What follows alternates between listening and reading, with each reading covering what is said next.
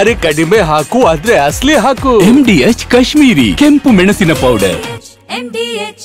ಪರಮಾಣು ಬಳಕೆ ಬ್ಲಾಕ್ ಮೇಲ್ಗೆ ಬಗ್ಗಲ್ಲ ಅಂತ ವಾರ್ನಿಂಗ್ ಕೊಟ್ಟಿದ್ದ ಪ್ರಧಾನಿ ನರೇಂದ್ರ ಮೋದಿ ಇವತ್ತು ಮತ್ತೆ ಪಾಕ್ ವಿರುದ್ಧ ಬೆಂಕಿಯನ್ನೇ ಉಗುಳಿದ್ದಾರೆ. ಅದು ಕೂಡ ಆಪರೇಷನ್ ಸಿಂಧೂರದ ಪ್ರಮುಖ ನೆಲೆಯಿಂದಲೇ ಸೈನಿಕರ ಜೊತೆಗೂಡಿಯೇ ಮೋದಿ ಹಲವು ಸಂದೇಶಗಳನ್ನ ಸಾರಿದ್ದಾರೆ. ಹಾಗಾದ್ರೆ ಇವತ್ತು ಮೋದಿ ಹೇಳಿದ್ದೇನು ಬನ್ನಿ ತೋರಿಸ್ತೀವಿ. चढ़कर दिखा दिया कि हमारे वीरों की कैसी है तैयारी। ऑपरेशन सिंदूर पाकिस्तान को कई दिन तक नींद नहीं आई। अब फिर कोई टेरर अटैक हुआ तो भारत जवाब देगा, पक्का जवाब देगा। भारत माता की पाक मेले दाಳಿ ನಡೆಸಿದ ನೆಲದಿಂದಲೇ ಮೋದಿ ಗುಡುಗು. आपने पाकिस्तानी फौज को भी बता दिया है हम घर में घुसकर मारेंगे. ಆಪರೇಷನ್ ಸಿಂಧೂರದ ವೀರರಿಗೆ ಪ್ರಧಾನಿ ಮೋದಿ ಸಲ್ಯೂಟ್. आज एयरफोर्स, नेवी और आर्मी के सभी जाबाजों, बीएसएफ के अपने शूरवीरों को सैल्यूट करता हूं. S-400 ಮಿಗ್ ಬಳಿ ನಿಂತು ಅಬ್ಬರ, ಸುಳ್ಳು ಹೇಳಿದ ಪಾಕಿಗೆ ದಬರಾಗಿ.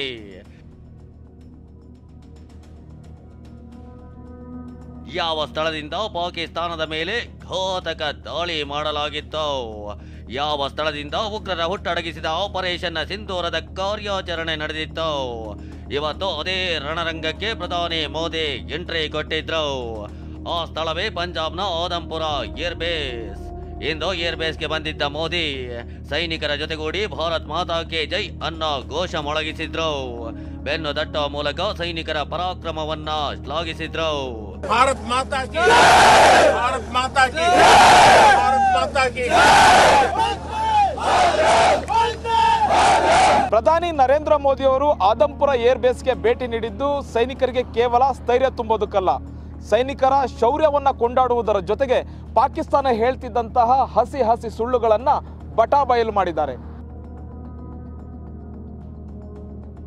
ಸಂದೇಶ: ವೈರಿ ರಾಷ್ಟ್ರ ಪಾಕಿಸ್ತಾನಕ್ಕೆ ಪ್ರಧಾನಿ ಮೋದಿ ಇಂದು ಆದಂಪುರ್ ಏರ್ಬೇಸ್ನಿಂದ ಹಲವು ಸಂದೇಶಗಳನ್ನ ನೀಡಿದ್ದಾರೆ. ಪಾಕಿಸ್ತಾನದ ಸುಳ್ಳುಗಳನ್ನ ಬಯಲು ಮಾಡಿದ್ದಾರೆ. ಅದ್ ಹೇಗೆ ಅಂತ ತೋರಿಸ್ತೀವಿ. ಅದಕ್ಕ ಮುನ್ನ ಪ್ರಧಾನಿ ಮೋದಿ ಪಾಕಿಸ್ತಾನಕ್ಕೆ ಮತ್ತೆ ಕೊಟ್ಟ ವಾರ್ನಿಂಗ್ ಏನೋ ನೋಡಿ.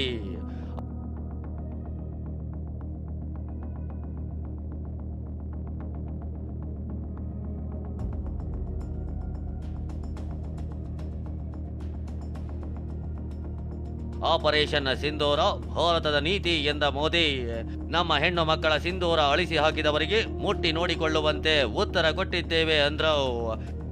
ऑपरेशन सिंदूर कोई सामान्य सैन्य अभियान नहीं है. ये भारत की नीति, नियत और निर्णायक क्षमता की त्रिवेणी है. भारत बुद्ध की भी धरती है और गुरु गोविंद सिंह जी की भी धरती है. ಇಷ್ಟೇ ಅಲ್ಲ, ಭಯೋತ್ಪಾದನೆ ವಿರುದ್ಧ ಭಾರತ ಈಗಾಗಲೇ ಲಕ್ಷ್ಮಣ ರೇಖೆ ಎಳೆದಿದೆ. ಅದನ್ನ ದಾಟುವ ದುಸ್ಸಾಹಸವನ್ನ ಉಗ್ರರು ಮಾಡಿದ್ರೆ ಖಂಡಿತ ಕಠೋರವಾದ ಉತ್ತರ ಕೊಟ್ಟೇ ಕೊಡ್ತೀವಿ ಅಂದ್ರು. साथियों, आतंक के विरुद्ध भारत की लक्ष्मण रेखा अब एकदम स्पष्ट है. अब फिर कोई टेरर अटैक हुआ तो भारत जवाब देगा, पक्का जवाब देगा. ಆದಂಪುರ ಏರ್ಬೇಸ್ ನಲ್ಲಿ ಮಿಗ್ 29 ಫೈಟರ್ ಜೆಟ್ ಪೋಸ್ಟರ್ ಮುಂದೆ ನಿಂತು ಫೋಟೋಗೆ ಪೋಸ್ ನೀಡಿದ್ರು. ಪೋಸ್ಟರ್ ನಲ್ಲಿದ್ದ why enemy pilots don't sleep well ಅನ್ನೋ ಬರಹದ ಮುಂದೆ ನಿಂತು ವೈರಿ ಪಡೆಗಳು ಯಾಕೆ ನೆಮ್ಮದಿಯಾಗಿ ನಿದ್ದೆ ಮಾಡಲ್ಲ ಅನ್ನೋ ಸಂದೇಶವನ್ನ ರವಾನಿಸಿದ್ರು.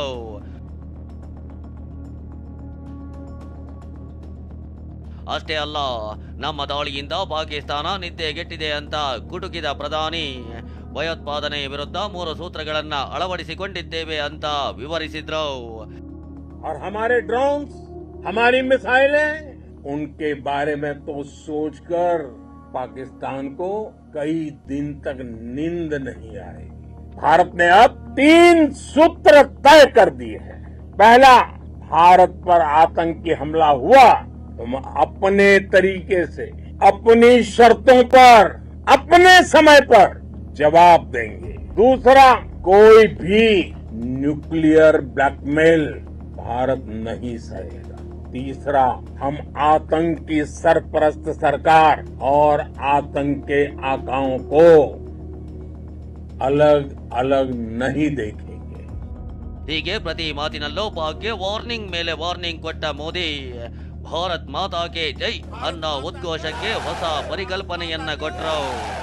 भारत माता की, भारत माता की, भारत माता की। इस जयघोष की ताकत अभी अभी दुनिया ने देखी। भारत माता की जय ये सिर्फ उद्घोष नहीं है, ये देश के हर उस सैनिक की शपथ है जो मां भारती की मान मर्यादा के लिए जान की बाजी लगा देता है। ये देश के हर उस नागरिक की आवाज है जो देश के लिए जीना चाहता है। ಪಾಕ್ ಸೇನೆಯ ಹಸಿ ಹಸಿ ಸುಳ್ಳನ್ನ ಬಯಲು ಮಾಡಿದ ಮೋದಿ.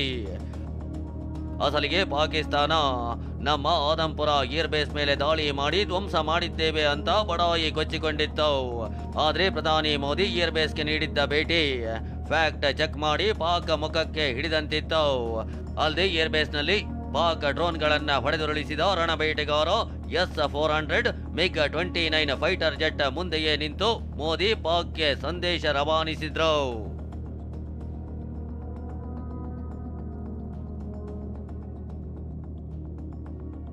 पाकिस्तान के ड्रोन, उसके यूएवी, पाकिस्तान के एयरक्राफ्ट और उसकी मिसाइलें हमारे सशक्त एयर डिफेंस के सामने सबके सब ढेर हो गए।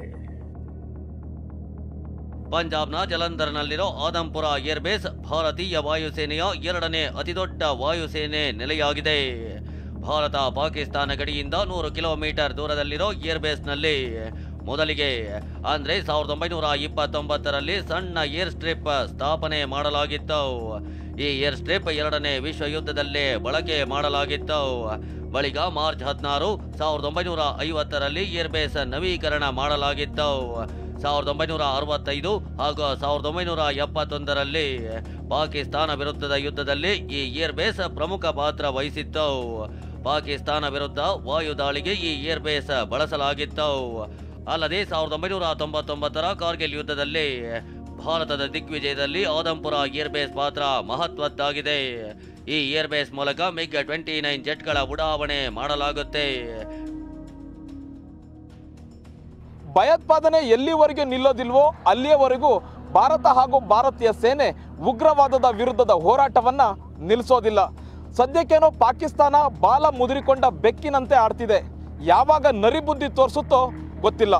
ಕ್ಯಾಮ್ರಾ ಪರ್ಸನ್ ಅಜಯ್ ಜೊತೆಗೆ ಹರೀಶ್, TV9 ಕಾಶ್ಮೀರ. MDH ನ ಕಿಚನ್ ಅಲ್ಲಿದ್ರೆ ನಾವು ಎಲ್ಲವನ್ನು ಮಾಡಬಹುದು. ಬೆಂಗನ್ ಕಾ ಬರ್ತಾ, ಆಲೂ ಗೋಬಿ, ಭಿಂಡಿ ಮಸಾಲಾ, ಇನ್ನೂ ಬಹಳಷ್ಟು. MDH